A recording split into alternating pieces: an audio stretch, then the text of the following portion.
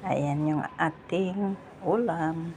Yung prito na isda kanina, nilagyan ko siya ng sotanghon and pichay para may sabaw naman, guys.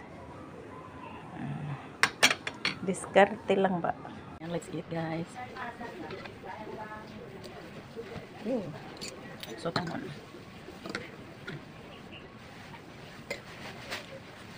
Ito yung isda.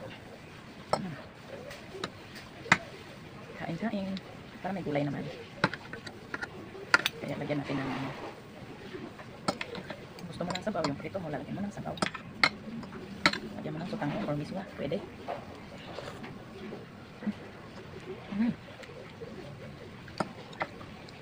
At nilagyan ko rin para siya ng itlog mo.